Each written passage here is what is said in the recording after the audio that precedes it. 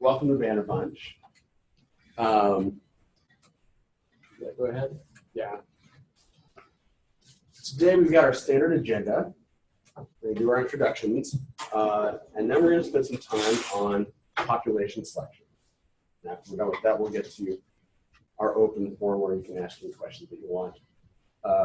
Pop cells, we've been thinking about doing for a while, actually. Pop cells is an area of Banner that if you know how it works, or at least even have just a basic understanding of it, you can do some really powerful things and automate quite a few things and do really cool things with communications out of Banner.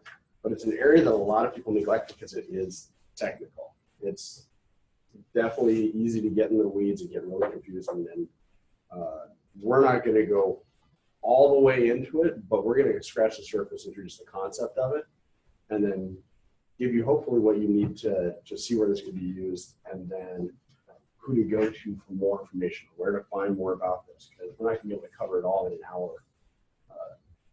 And I don't want to scare you all. I'm not scared. Jane's not scared. I'm scared. All right, so we're the Banner Bunch. We have Catherine, Michael, Lori, Carl, and Tyler. Myself, I'm Gabriel. We have a few people out, and we're actually down a teammate as well. So populations. I'm going to start at a high level, real high level. I'm not even going to talk about Banner for a little bit. And I'm probably going to oversimplify this, and Justine's going to really want to correct me in places. And part of this is just because I love Venn diagrams. But Banner is our database. Banner has like 500,000 rows of, or 500,000 people in it at this time. Everybody that's ever applied or worked here since the beginning of LB is inside Banner. And within Banner is our world. That doesn't encompass everybody in the planet. You know, there's 7.5 billion people on our planet. There's only 500,000 people in Banner. So I want you to be able to kind of visualize that Banner is our big safe circle. This is where we live. This is where our data is at. And inside Banner, we have lots of different types of people, lots of different areas and groupings and different ways to identify people and look at their data. There are employees that live in Salem, one of them. So you can look in Banner and look at specific pieces of data and say, this person, this individual lives in Salem. Or conversely, this person does not live in Salem. It's a pretty mutually exclusive thing. When we deal with populations, I try to make them as clear as possible so you can say someone is in a population or outside a population. Another group of students would be, or another group of records in Banner would be registered students. That's a clearly definable population of people. It's a group of information in Banner that we can look at and say, this is a population. Everybody in this population is registered, where everybody outside this population is not registered student.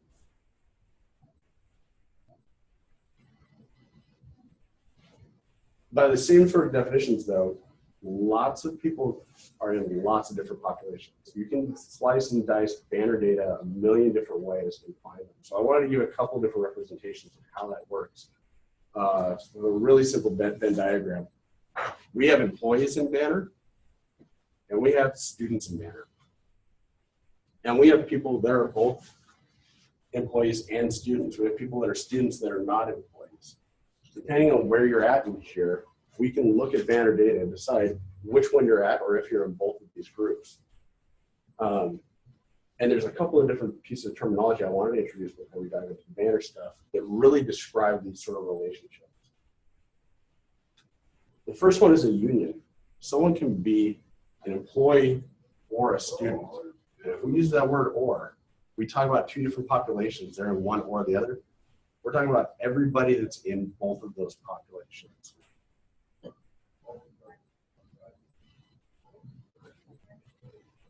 And the word and, an intersection, where those two populations intersect, where they overlap, somebody is an employee and a student at the same time. They live right here in the middle. People outside of that middle aren't employees and students. They're employees. They might be students, but they're not employees and students at the same time. The people in the middle are. And then there's one that's used a little less called a minus, where you can be you want the population of people that are employees, but not students. You want to filter out all the people that are employees and students. Before I move on, I kind of cruised through some of that. Would you like me to go back and run through some of those, or maybe come up with some examples? Does anybody have any questions about those? It's all sinking in, the loving populations. So here at LB, we have lots of different populations of people. I threw these up last night, just trying to come up with different examples of ways we can slice and dice Banner. The top left there is our standard enrollment funnel. You know, most people in Banner that aren't employees are students, and they're coming in, we're recruiting them, they're prospects, and they meet a very specific definition. You should be able to tell in Banner whether someone is a prospective student or an applicant or a student. Those are all clearly defined things. You're never in more than one of those at a time. Or we shouldn't have definitions that allow people that are in more than one of those at a time. At a certain point, you become an enrolled student. You're registered for classes. You're matriculated. And then eventually you graduate or transfer out and become an alum. Same with employees. Classified staff are very different from faculty. There might be people that are both classified and faculty, but we should have those definitions in Banner, that data that's available to us to say, this is a classified staff, this is not, this is an employee, or this is a faculty, this is not. This person is an employee or not. But oftentimes, those high-level definitions aren't enough of what we want to do. We're working with a lot of different data in Banner. We want to be able to define our people by many, many different things. Like a student is an applicant for a specific term. They're applying to this fall. That's a population of people. Credit-seeking students versus non-credit. Those are different levels in Banner. We can have a population of people that are credit-seeking students for fall, or non-credit students for fall, or for spring, or for winter. Different majors, different courses that they're taking, or in a role form. Attributes are a great way to define populations in Banner, but we don't use them a whole lot here because they're a little difficult to use in Banner. They're term-specific and difficult to maintain, but they're great once we start using them. Application type, student type, you know, when you're communicating people, the address type is important. Student email addresses versus mailing addresses. And then statuses are very important. Is somebody an active student or an inactive student? Are they an active employee or a terminated employee? Those are all very different ways we can define populations.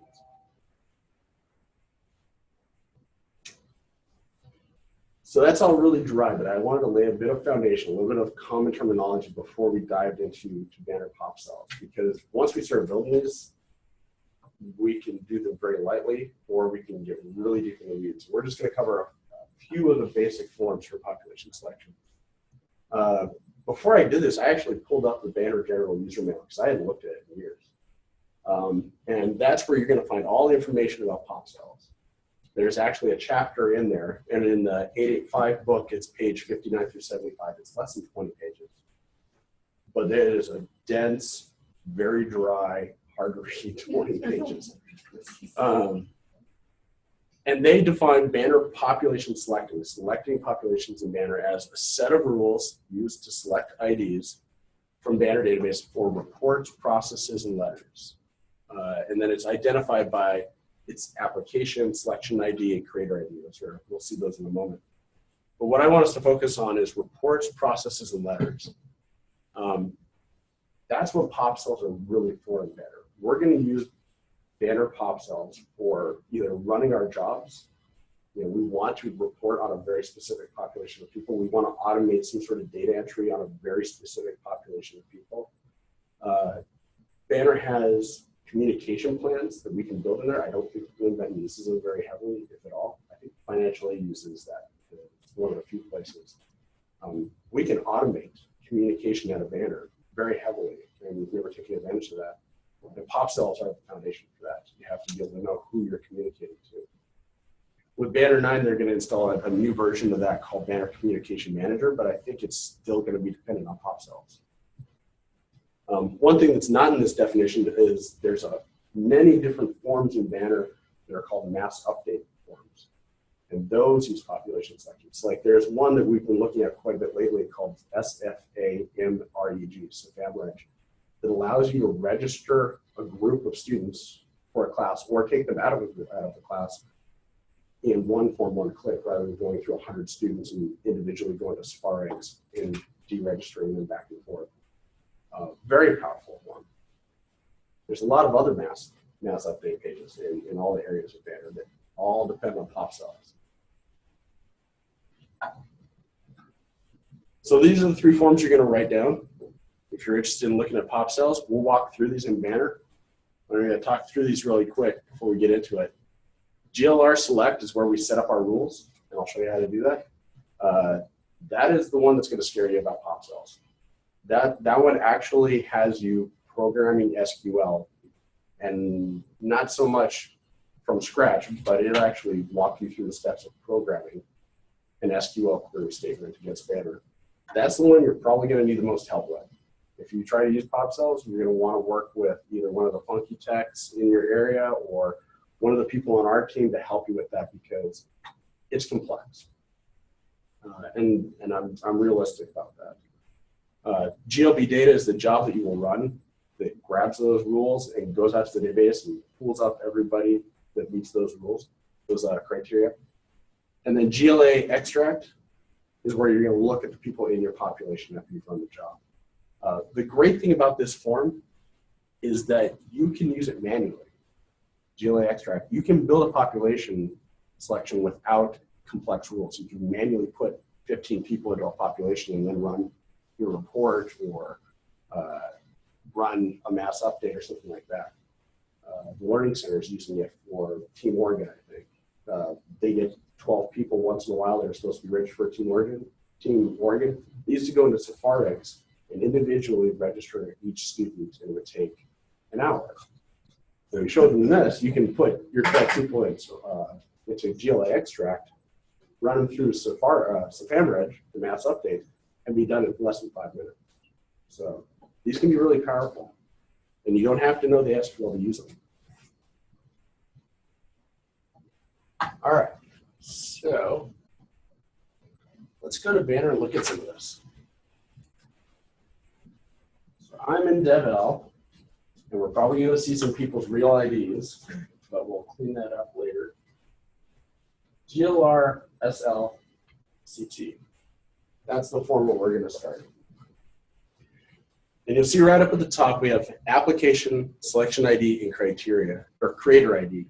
Those are the 3 things that really define your pop cell. That's like the address for your pop cell. There are lots of different applications out there. I'm sure we could add more if we wanted to, but most of them are delivered by Ellucian as like admissions or business or recruiting registration. Funny enough, not a human resources one, but we can make one. I'm going to use admissions today. Selector ID, there are lots of pop cells already built out there. I noticed that a lot of them are pretty old here, so I think we've lost some knowledge over time about pop cells. The only one that I see really using it recently is Frank, and he uses it for financial aid. So you don't have to use one of these, though. I just wanted to show this so you can actually see that there are lots out there, and you can actually see if anyone's ever run it and how many people came back in their population. So you can see a little bit of history on pop cells as well. But I'm going to go back. I want to create one from scratch. So I'm just going to call Banner Bunch. The description is freeform. It's whatever you want to call it. I'm going to call it Demo for Banner Bunch. And then we've got these indicators along the right of that. I actually had to look these up and figure out what they did, because I had never actually looked into them a whole lot before. My recommendation after doing that is don't use them. But I'll walk through them real quick. Manual, if you check that, what that means is that you're going to have to spend a lot more time programming down the bottom, because you manually are choosing to connect all the different pieces of data together. And I'll show you what that means. Locked means that you are the only person that can alter this pop cell or use it in the future, which may make sense if it's going to be something like grab a whole bunch of confidential people and send them an email or something like that. But more than likely, when you create a pop cell, somebody will eventually want your job or move into your position and need to know how to use that. I've seen that locked thing prevent people from stopping pop cells from learning in the past. So it's probably a best practice not to use it unless you have a very specific reason. Delete actually deletes your pop cell. So if you click that, you're going to start from scratch. Application level rules exist as a more advanced feature of pop cells, and that's just an indicator. If application rule levels have been created for admissions, then that would just be checked. And right now we aren't using those.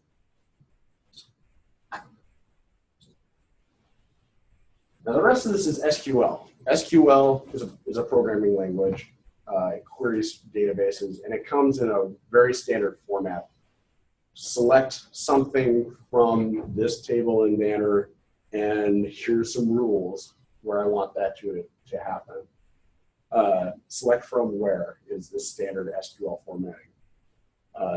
You're not going to probably know a lot of these fields, but I'll show you how you can get them in a little bit here. For right now, I'm just going to put one in really quick.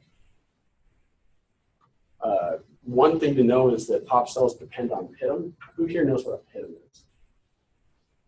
Some people, not everybody. PITMs are like your IDs in Banner. Everybody has an XID in Banner, or for the DPP students, it might be a 9 number. Behind the scenes in the database, everybody has a unique identifier called PITM. It's a secret ID that lets the database know from form to form and piece of data to piece of data who you are and connect them all together.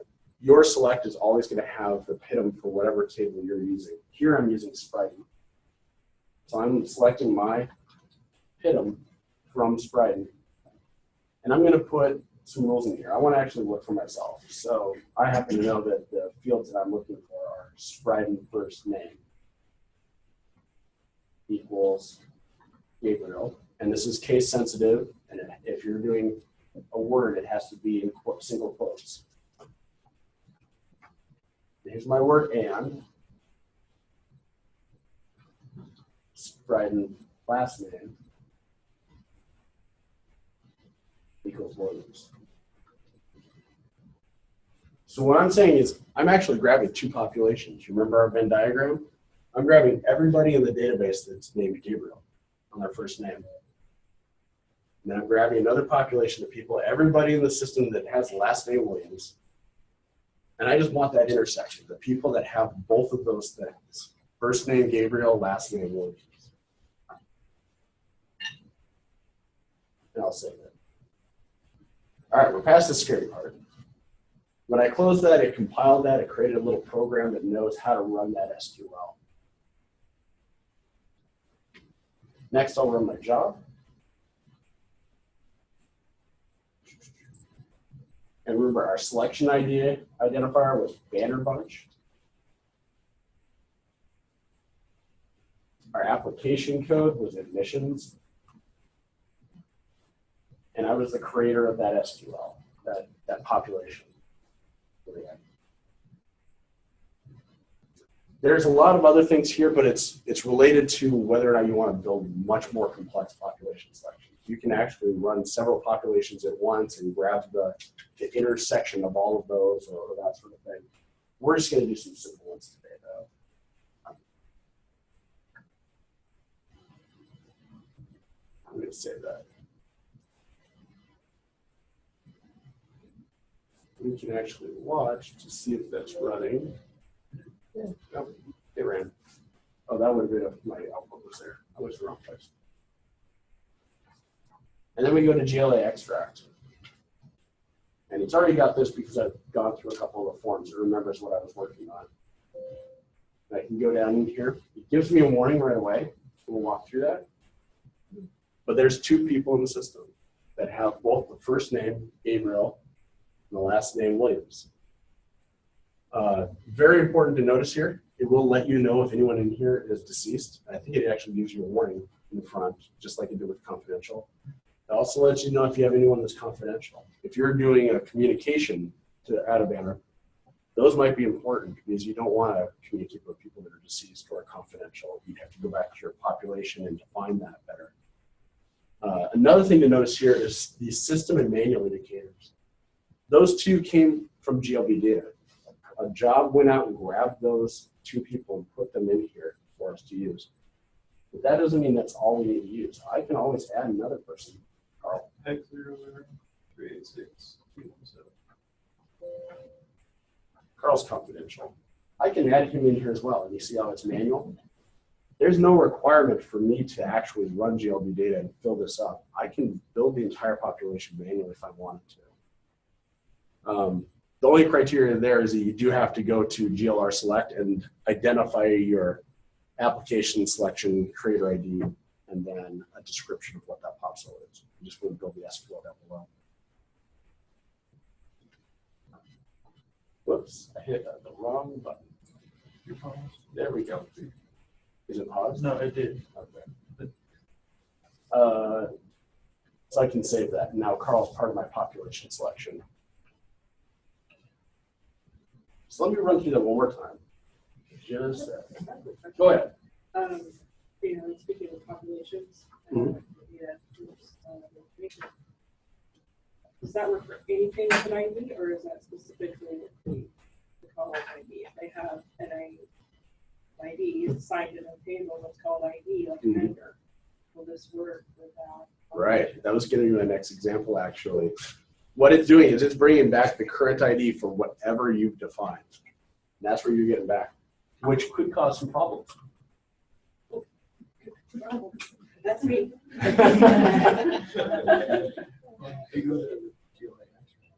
Still have that one. Okay. Yeah. That's why So let me build another one. I'll just call this 2. And I want to bring back mailing addresses. And I'm going to limit that. Mailing addresses in, I don't know, Salem. Close. Yeah. So I happen to know that the table behind that is Spreader. Because I've worked with David Vander a lot. And I want to look at for everything that's in Spreader, city equals Salem. And just because I know this is going to come back with a lot, I'm going to even filter it down to just my neighborhood. Spreader zip equals. I don't know if it's got the rest of the characters on there, so I'm going to put a like in here. 97306 and any of the 4 characters after that. I didn't test this ahead of time, so let's hope it works.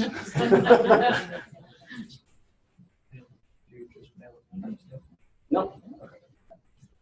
Don't worry about it. So GLB data, you come in here. It was Banner Bunch 2. Banner Bunch 2.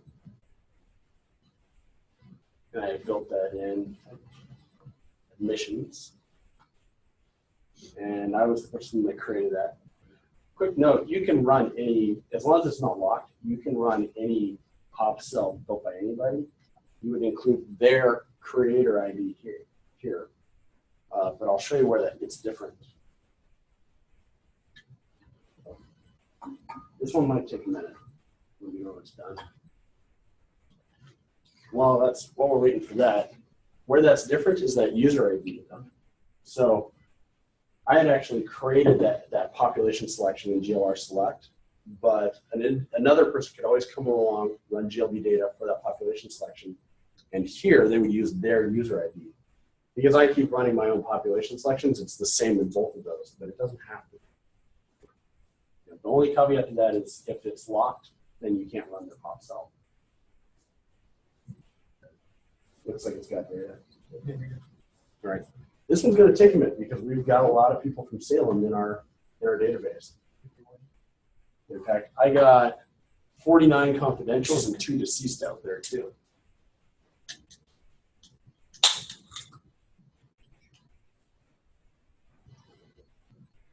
So we got a lot of data back.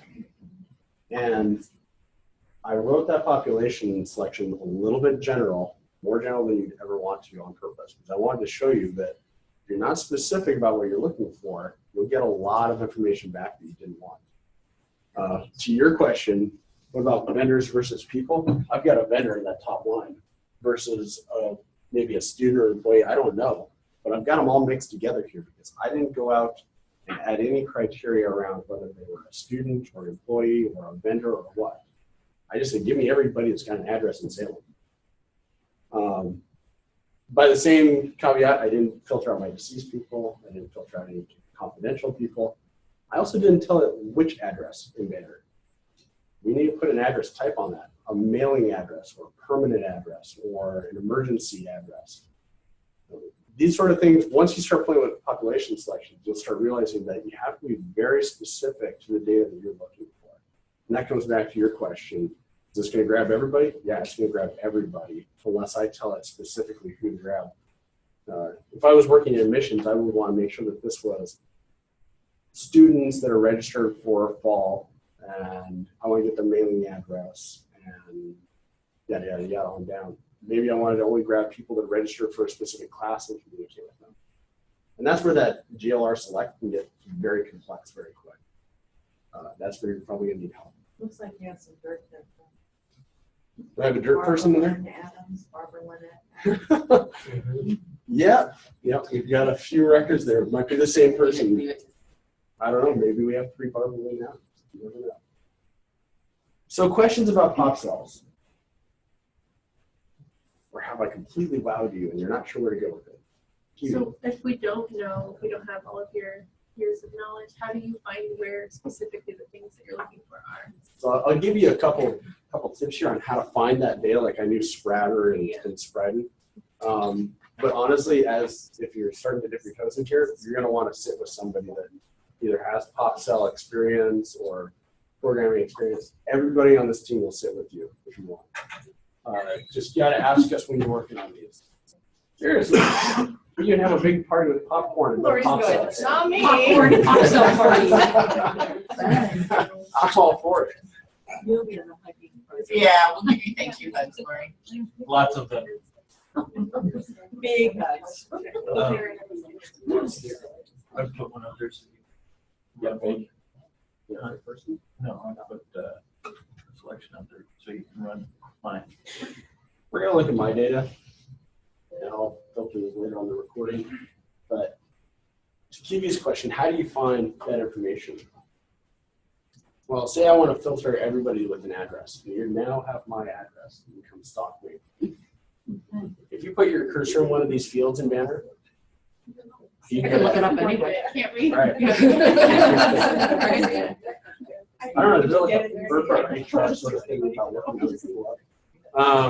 It's from you?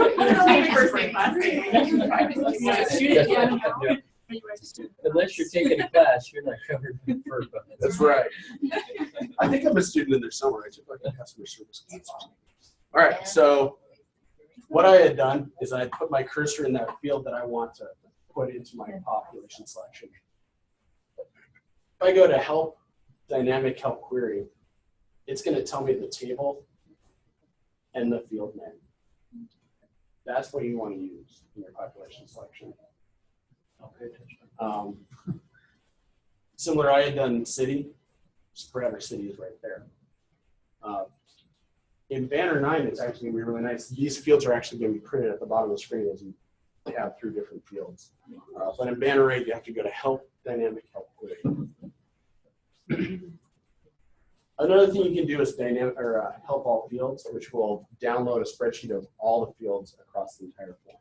Mine still doesn't work. Well, talk to us about that. I think that setting's form by form, actually.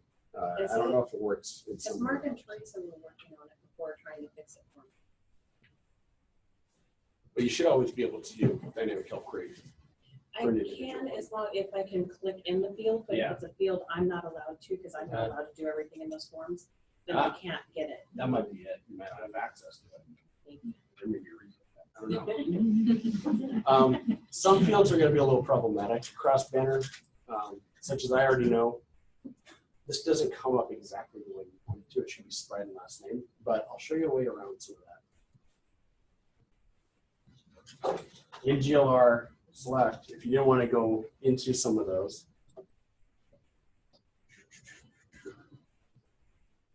down in here, if I've got my cursor in the element field, I can always click data element. And as long as I've got the table up here, I can click data element. It'll bring back all the ones for that table. So sometimes just knowing the table is enough, and then you can drill down through here. So this is.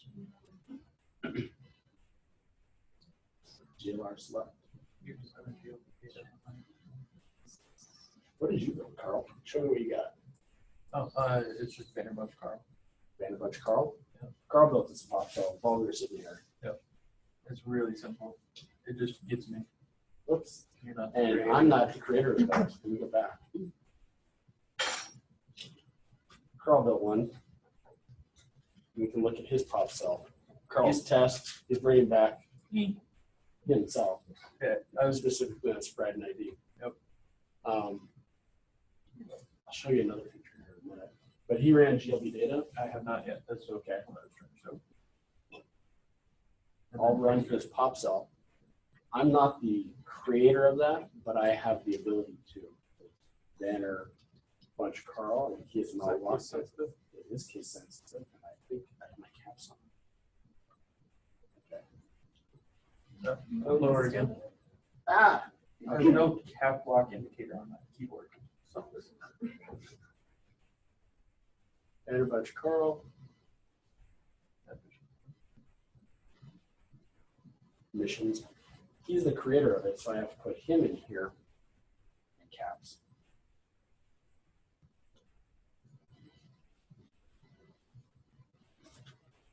It should run really fast since it's only one. But here, see how the user ID is different?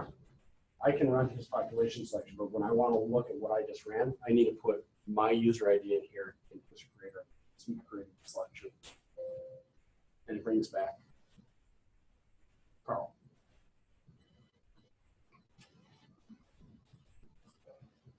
Another really cool thing in here is that if you know there's a pop cell that has close to what you need, but it's not exactly right, you can copy a pop cell into your own and then change it. So we can make a Vanderbilt game and copy. This is going to work or do I think I have to do it before I go in. yeah, you have to go in and find and then copy it. Is that what it is? Yeah.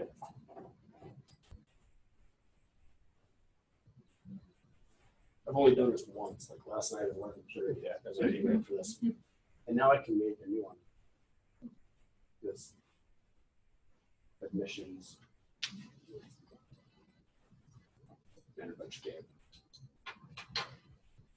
And now I have his pop cell and I can change it to whatever I want. Can you do that if it's locked? I don't think you can do that if it's locked. We got a couple hands up. Kevin. Can you ever go back on an existing one and change the creator ID? Say you. I don't think you can. I think the creator ID stays. Okay. If Like that if was, somebody was not here for like 10 years, but they created it and still use, you can still use their username. I think You so. know, If not, Copy. if not, that might be the reason they built the copy command. But, Yeah, yeah, copy it and then just. I want to say I ran into that before at Oregon State, but that was years ago. You had a question. So one of the fields you had drop down menu of Mhm. the different, like emissions was in there and something else. And I heard you say you can add to that. So can you add something like athlete? To applications. The applications. Yeah, we can add to this list here. I believe that's something that we have to do on the banner team. I don't know if everyone has access to that validation table, but it is possible. We can add as many as we want to here. So if we put athletes in there, You could have your own group of pop cells, yeah. is there a way when they get admitted, they can be classified, that they can be tagged, identified as incoming athletes, student athletes? So the application doesn't tie to the population in Banner. It's just the administrative way of us organizing the population selections that we built in Banner. what ties it to them is the rules down at the bottom. You can build rules for athletes in any of the applications with any selection ID that you want to call it. What matters is that rule at the bottom. And it also matters how you identify athletes in Banner. I don't know if there's one specific field, is there? We don't. How do I tell that I'm an athlete or this person's not? I don't think we can right now. And Well, that we might would be a like place to- where we could use attributes. We would like to be able. I think there's actually athlete fields in Banner, like activities fields. I don't know. Let me check that real quick since this is a good question. Quick for you to get out. I think in Sagaston, if I can type it right, it's a tiny keyboard. I did not spell it right. It's TDN. And we'll go with me.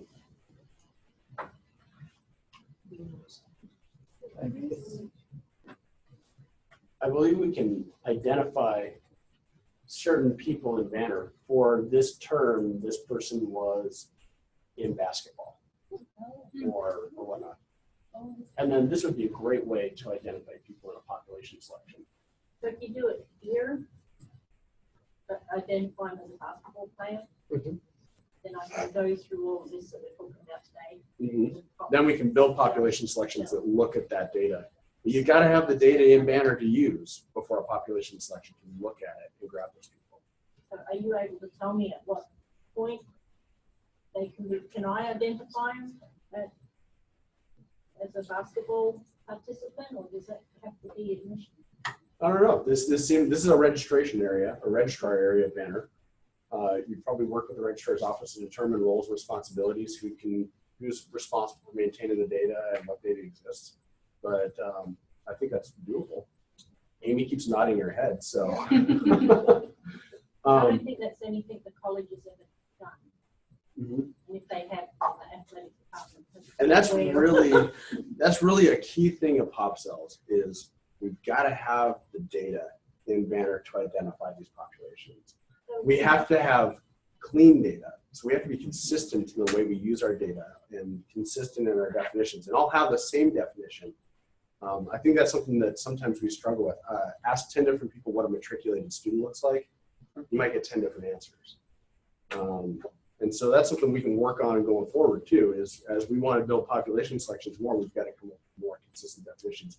And Justine loves hearing me say this. Yeah, 2 thumbs up. Because institutional research, I'm sure this is something you guys wrestle with constantly. Yeah, if you don't put it in Banner for everyone, we can't use it. That's kind of where it begins and ends. Right, and consistently and cleanly. Our data integrity is very important on some of these. How do you identify a DPP student? How do you identify an international student? How do you identify an employee that was here 10 years ago? All of those different things have definitions, and you have to be able to say the same answer from each person that asks the question. The big pop cells thing, Mhm. if we get to the point where we can identify the basketball student athletes, can we do one of these things to get how much tuition they pay? No, this is built so that, well, yeah, What does- you could build a report that uses that population and then gives you the data back. So it's across all fields in Banner, it's not Right. just for mailing or emailing or. This is for gathering up a group of people to do something with. Yeah. And maybe that something is give me a report of how much tuition they owe or what their academic status is or that sort of thing. That can be across.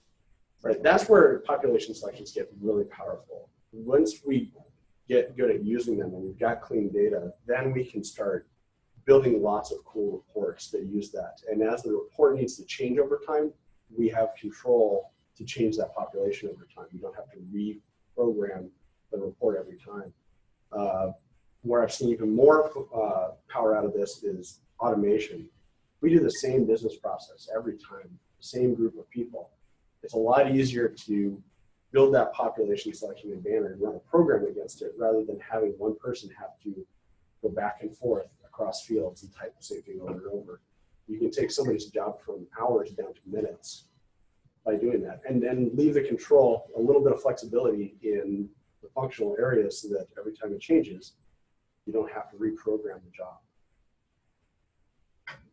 Kiwi's got a question. What if you're looking for information from more than one form? Like, how would you do that? Like, if you wanted to find students who had taken a math class in 2016, but that they lived in Salem, for example.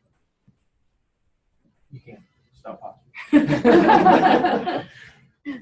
Let me go back to my original one. Give me back all the people in spreading that have Gabriel Williams. We can add another table Oh, here. okay. Spreader. And we say, and spreader zip equal, or I think I put a like on that last time because we weren't sure how it's going to go across. That's 7,306%. So now I'll get back just the Gabriel Williamses that live, that have an address. Remember, I didn't put a type on there. I should probably put which address type I'm looking for.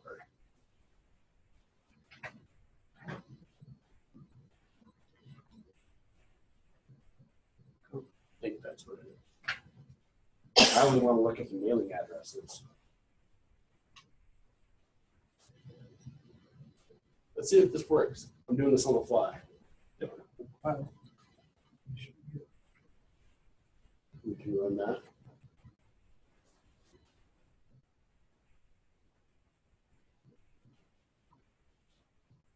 Large. Missions. One important thing to notice as I'm doing this is actually a good example for many different reasons. That should run pretty quick. I had a population already defined from the first time I ran this. Now that I've run this again, it just deleted that and created a new population. So every time you run GLB data, you might be blowing away your previous population. And once you get in the process of that, that's okay. But you have to know that that's going to happen. You added me manually to the last one, Right. so I'm not gonna do this. Carl's still in there. Guys share. I think I want to say because he was added manually, it left him in there. That might be something to test a little bit more. Right, because you, If I hadn't added him manually, if he was from the population, it wouldn't have brought him in. Is you remember the other gal, Gabriel Williams in Maria? Yeah. She's no longer in there because she doesn't live in Salem. And that's good. is Carl in the same zip code too? Yeah, But his name's not Gabriel Williams. I think it left him in Right. there It because should he was be. manually added. Yeah. Yeah. So there's a little bit of getting used to this. Is there a limit to the number of tables you can put in there, the number of, ands The and words? complexity could at some point become too difficult, in which makes more sense to make a simple population and a simple population and run GLB data for both of them with a Right. union or intersection. That's what I would point out in GLB data. You could choose different pop cells and Right. merge them together or find There's intersection. a ton of and that advanced makes functionality it- that we're not even going over right now, where you can build variables in different populations and different ways to query things in the system. We've done some very simple ones here, but you can get really complex with that. With that. So when could HR, and this is just curiosity more than anything. So you ran the one that was students and, or you talked about students and employees, but can you cross the student side in HR? Yeah, I haven't identified in any of these queries whether I was grabbing a student or an employee. These ones have grabbed both. If you wanted just employees, you probably want something that identifies somebody as an employee as part of your query. I don't know, an employee class or an active status as an employee, those sort of things. Same with students, you're gonna want to make sure you filter out the employees. You just get students, somebody that is registered or active for a specific term or something like that. You have to be specific with that. And it's a little bit of an art, getting used to, all right, I have to remember not to grab the vendors. I have to just get the students, that sort of thing. Or maybe you just want the vendors if you have them. So now that you have that, what do you do with it? whatever you want. Right? You can just look at it. Yeah, can you get it out of, can you get it out of? No, that's not a core. But can you get that list somehow out of? If we built a job to look at that population and put something in core FTP, yeah. If you wanted to run, there's one thing that I've been wanting to try that I have not done. Letter generation in Banner allows you to say, grab these people and output these letters for us to print. I've often thought, well, what if I just put a bunch of variables in there and separate them by columns? I just created an extract out of Banner, and I can get in core FTP. I can create my own way in letter generation to build CSVs. Not something I've tested, but I really wanted to do it for a long time. I think Donna used to do that. Because she told me you could use letter generation to get a report. Right? And there's instructions, there's examples in the Banner documentation on how to, I think the example I've looked at is, it's a really old one about generating mail merges for labels. Yeah. But it's the same concept. You want to get a file out with these fields of data that you're going to do something with, like mail merge or load into another system or whatever. That's something this could be used for. It could be really cool. Yeah, because what I'm looking at it for would be to not just have the data on the screen. I want to be able to export it.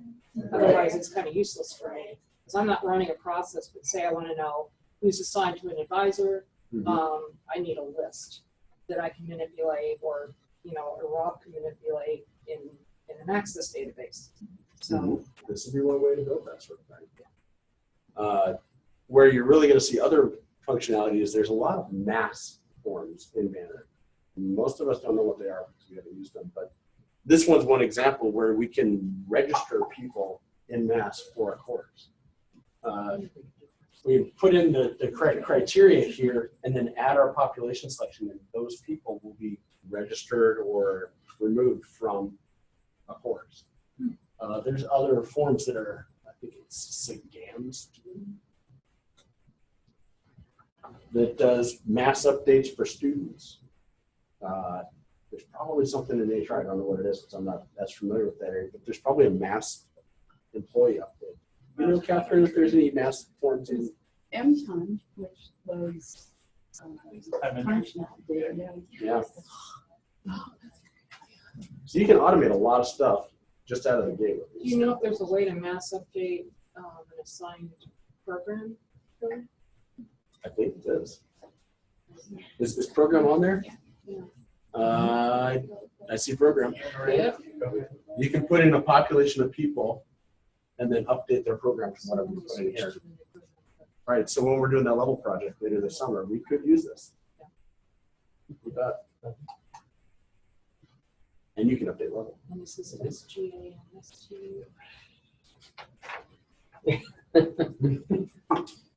Other questions? I know we just scratched the surface of pop cells, and there's a lot more out there that you can learn. The Banner General User Guide's tough to read, but everything we know is in there. There's a whole section on letter selection or letter creation right after population selection. All the different user guides have information on the mass update forms.